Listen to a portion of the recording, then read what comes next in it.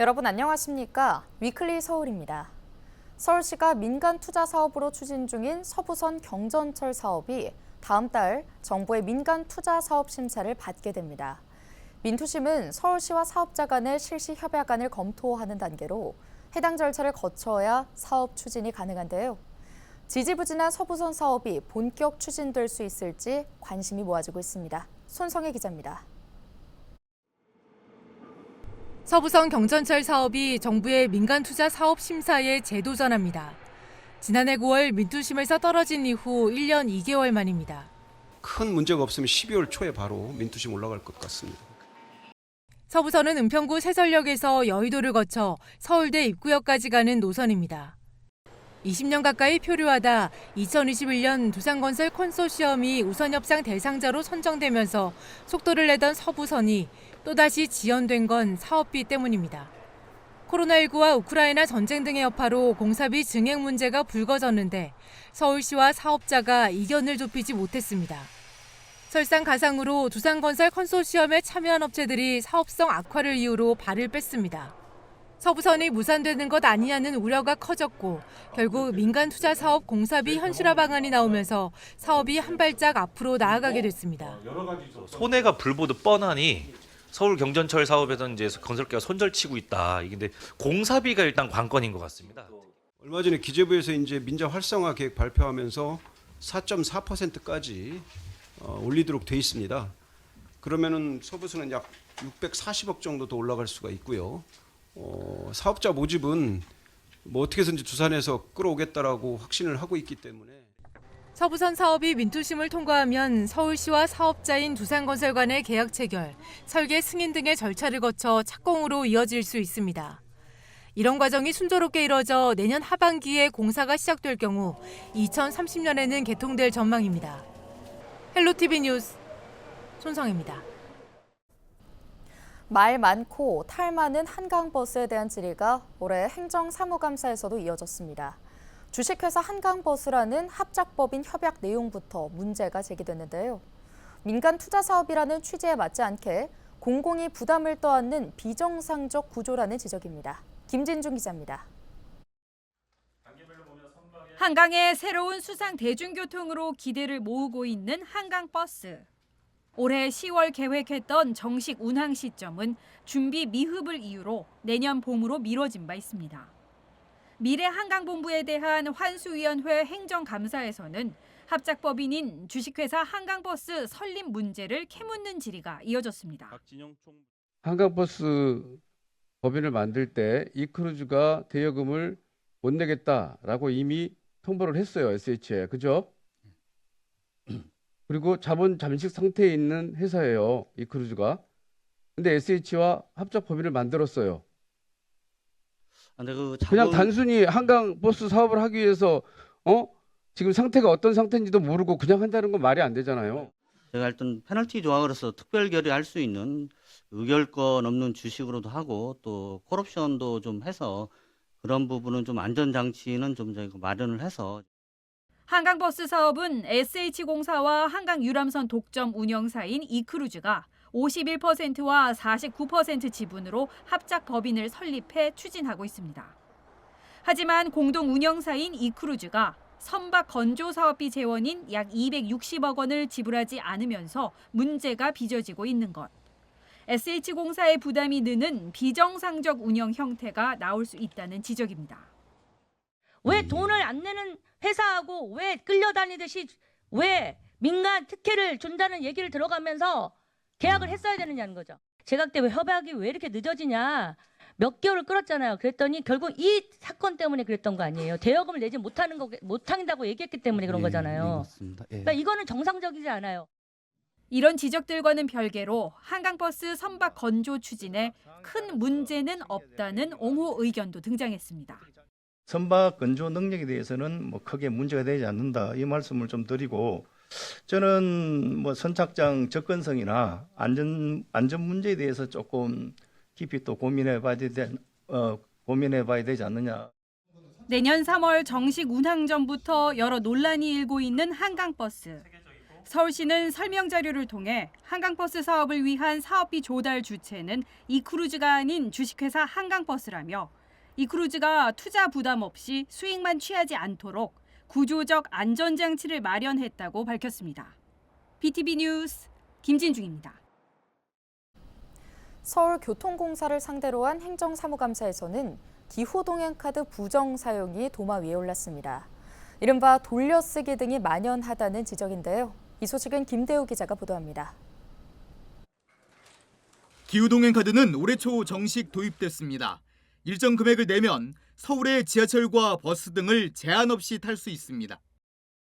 승용차 이용을 줄이고 대중교통으로 전환시킨다는 저희들의 정책 목표, 서민 중산층이 주로 이용하는 대중교통을 어떻게 최대한 교통 복지 측면에서 고려했는가 하는 저희들의 고민이. 그런데 부작용이 생기고 있습니다. 돌려쓰기 등 부정 사용이 대표적입니다. 서울시의회 행정사무감사에서도 도마 위에 올랐습니다. 도입된 지 10개월 정도가 지났는데 제보는 이렇게 많이 들어오는데 영건이건 두건이건 간에 교통공사 그 역할을 제대로 한 것으로 믿어도 되겠습니까? 서울교통공사는 대책을 찾고 있다고 했습니다. 그러나 단속은 제대로 이루어지지 않는 분위기입니다. 방법론에 대해서 여러 가지를 지금 뭐 태금을 조정한다든지 뭐 그런 방법으로 지금 여러 찾고 있는데요. 인터넷에 그 기후동행 카드 잘 쓰는 것만 검색해도 기후동행 카드 부정 승차 방법에 대해서 아주 상세하게 안내가 돼 있어요. 기후동행 카드는 규정상 주민등록번호 기준 1인 1카드 사용이 원칙입니다. 다른 사람에게 빌려주면 안 되지만 점점 만연해지고 있어 대책 마련이 요구되고 있습니다. BTV 뉴스 김대우입니다.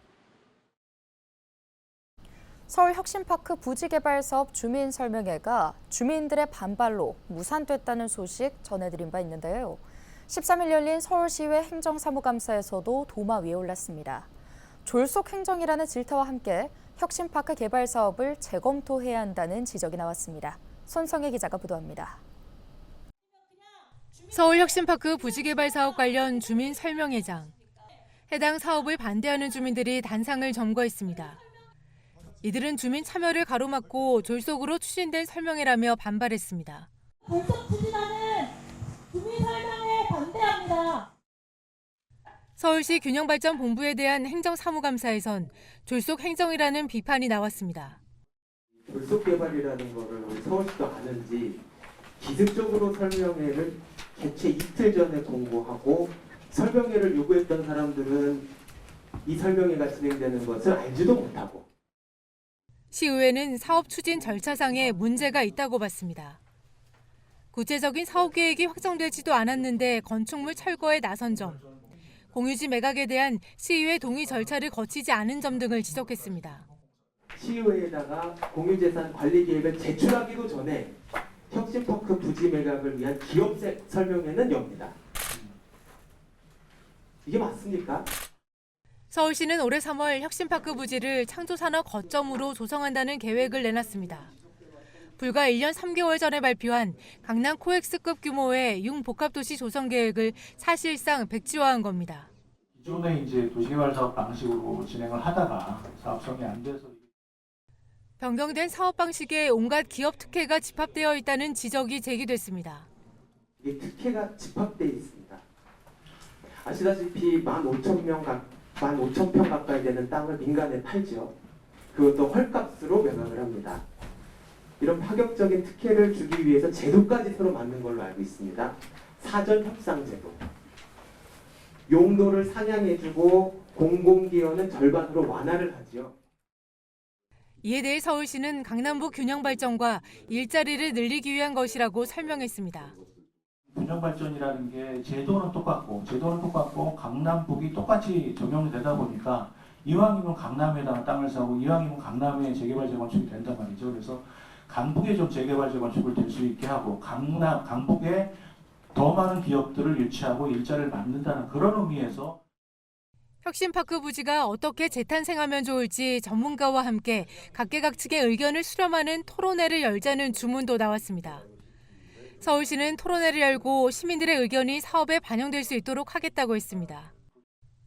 한편 서울시는 연말까지 혁신파크 부지 창조산업 거점 조성 사업을 위한 지구 단위 계획을 수립하고 내년 2월 부지 매각에 나설 계획입니다. 헬로티비 뉴스 손성혜입니다.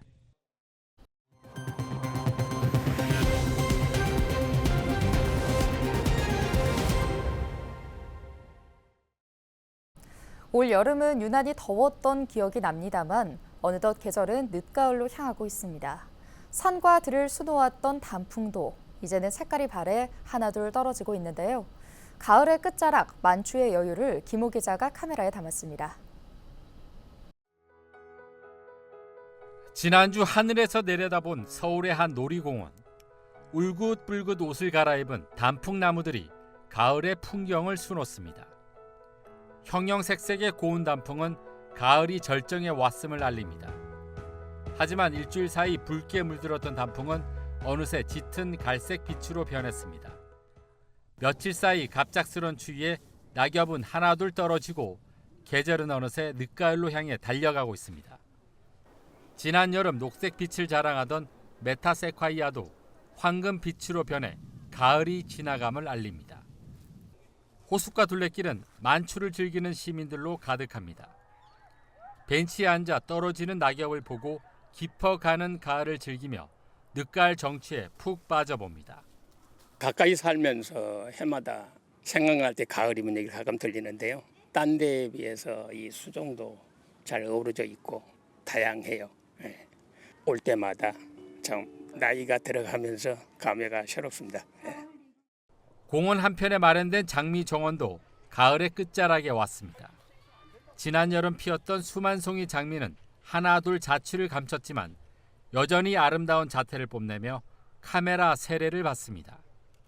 엄마 손을 잡고 온 아이들도 늦가을 장미 향기에 푹 빠집니다.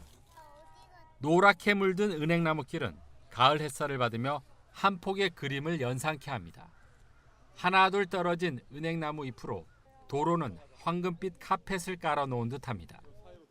놀이공원을 찾은 가족과 친구, 연인들은 저마다의 방법으로 가을을 즐기고 있습니다.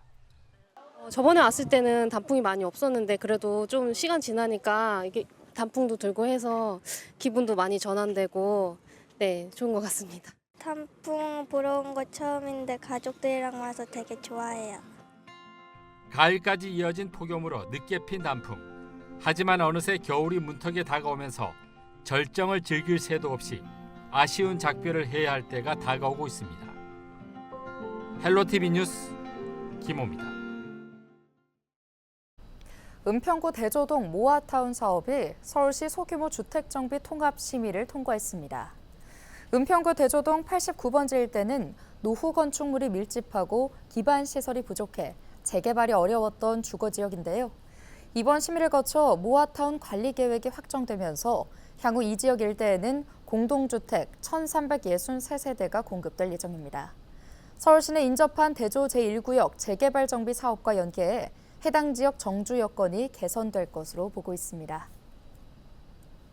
은평구가 은빛 솔케어 사업의 현행 제도를 개선해 1인 가구 간병비 지원 금액을 최대 70만 원으로 확대했습니다.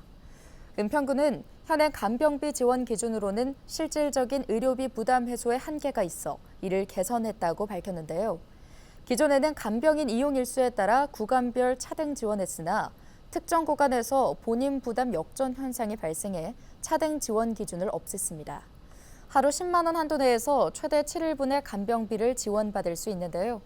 지원 대상은 병원에 입원해 간병인 중개업체를 통해 간병 서비스를 이용한 기준 중위소득 100% 이하 1인 가구입니다.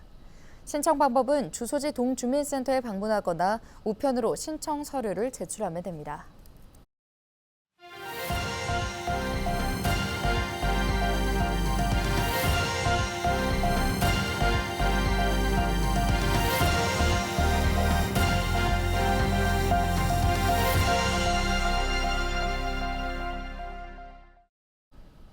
양천구 신월시형 아파트가 최고 21층 높이 3,147세대 아파트 단지로 탈바꿈합니다. 양천구는 12일 구청 디지털 미디어 센터에서 신월시형 아파트 재건축 사업 정비계획 및 정비구역 지정에 대한 주민 설명회를 개최했는데요. 계획안에 따르면 신월시형 아파트는 기존 12층 2,256세대에서 최고 21층 3,147세대로 재건축됩니다. 또 온수공원과 한울글린공원, 오솔길 실버공원을 하나로 연결해 2.3km의 공원 산책로를 조성합니다. 양천구는 주민설명회에서 나온 의견을 수렴한 뒤 신속 통합기획 자문회의 등의 절차를 거쳐 연내 서울시에 정비구역 지정을 신청할 계획입니다. 은평구가 2024년 10대 정책 선정을 위한 온오프라인 투표를 진행합니다. 은평구는 올 한 해 동안 시행된 주요 정책 중 구민 체감도가 높은 정책을 선정하고 그 결과를 향후 구정 개선에 반영하기 위해 우수 정책에 대한 주민 투표를 실시한다고 밝혔는데요. 투표 대상은 은둔형 외톨이 발굴과 지원, 공공보육 인프라 확충, 1인 가구 안전돌봄 서비스, 은평 1동 1대학, 전세권 설정 등기비용 지원 등 20개 정책입니다. 투표는 은평구민 누구나 참여 가능하며 제시된 20개 사업 중 5개를 선택하면 됩니다. 은평구청 홈페이지를 통해 온라인 투표로 참여하거나 은평구청을 방문해 직접 투표도 가능합니다. 서울시가 평가하는 탄소 중립 실천 사업에 양천구가 5년 연속 최우수 자치구로 선정됐습니다. 이번 평가는 지난해 10월부터 올해 9월까지 서울시 25개 자치구를 대상으로 진행됐으며 회원가입 실적과 건물 에너지 사용량, 신고 추진 실적, 사업 설명회 개최 등으로 이뤄졌는데요. 양천구는 공동주택과 미가입 사업장을 직접 방문해 회원 확보에 적극적으로 나서 개인 5,041명과 사업자 단체 493개소를 에코마일리지 단체로 가입시켰다고 밝혔습니다. 또 주민 참여를 높이기 위해 마라톤 대회 등 지역 행사에서 현장 홍보를 진행하고 36개 스마트 전광판을 활용해 지속적인 홍보를 펼쳤습니다. 서울시가 도심 천변을 활용한 수변 감성도시 사업을 이어가고 있는 가운데 은평구 불광천에도 수변 공간이 조성됩니다.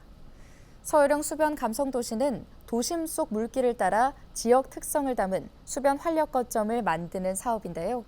서울시는 1자치구 1거점을 만든다는 목표로 내년까지 21개 자치구에 27개 수변 공간을 조성할 계획입니다. 올해는 이달 개장하는 세곡천 수변 공간에 이어 불광천 2곳과 고덕천에 맞춤형 수변 공간을 마련해 지역민들에게 선보일 예정입니다. 오늘 준비한 소식은 여기까지입니다. 함께해 주신 여러분 고맙습니다.